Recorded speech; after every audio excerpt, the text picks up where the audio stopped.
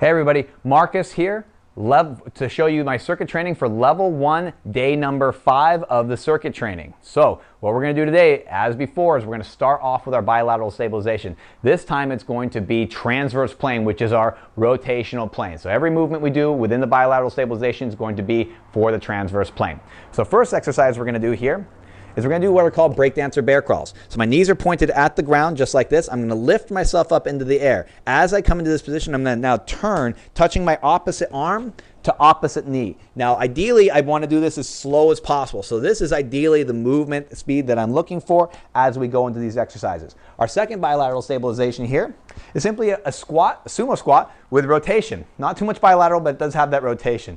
So dropping down, keeping the chest and head up high, knees are flared out to the side, come up, turn, rotate and twist, pivot back to neutral, come up, turn, rotate and twist. You can add a medicine ball or whatever you want to this, but keep it simple and just do body weight.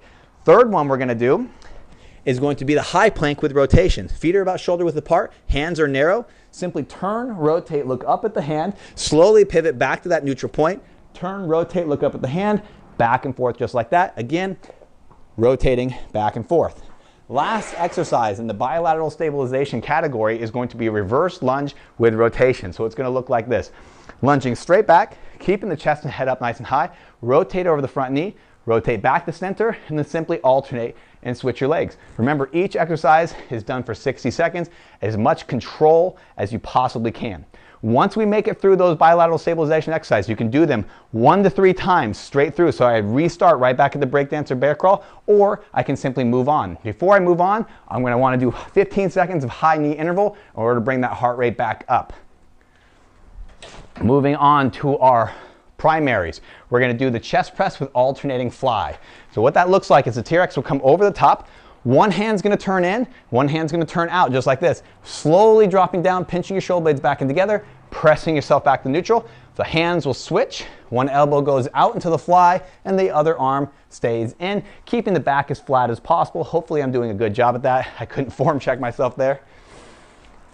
Next one, in our primaries, we're going to move into the sumo squat. Deep squats here. Turn the feet out to the side, chest up high, drop as deep as you possibly can, stand right back up, back and forth. Try to squeeze the glutes on at the bottom of the movement. Third one we're going to do is for the back. It's going to be our T-rows. Using the TRX, bring your arms open to the side, pinch your shoulder blades back in together, nice and smooth as you fall down. Again, we want 60 seconds in this movement.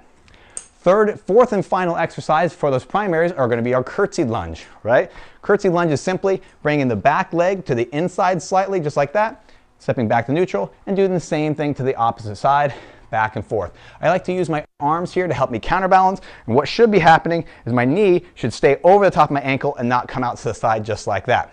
So now that we made it through those primaries, do your interval, moving into the secondaries.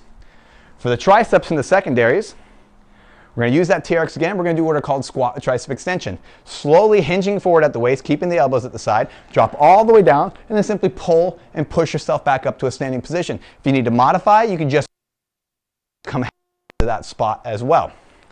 For our second exercise, which we're going to be using the glutes, we're going to go ahead and do the 3-legged dog or the hip rotations.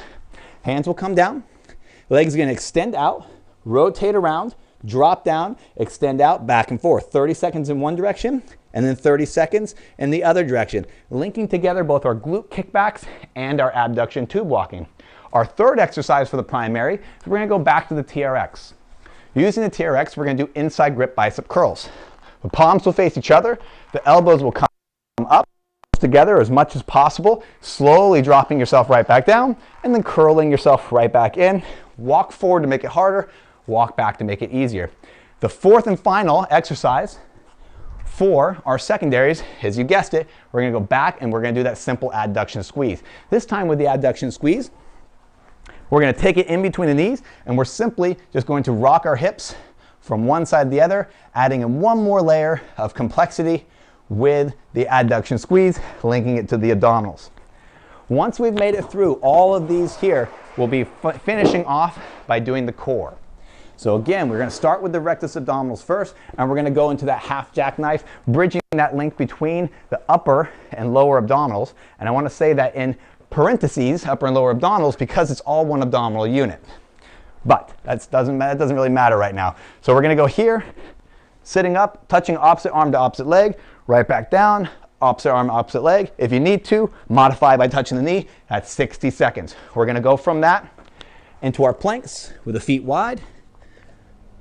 Hand touches out in front, hand touches out in front, back and forth for 60 seconds. Try to limit your hip movement as much as possible.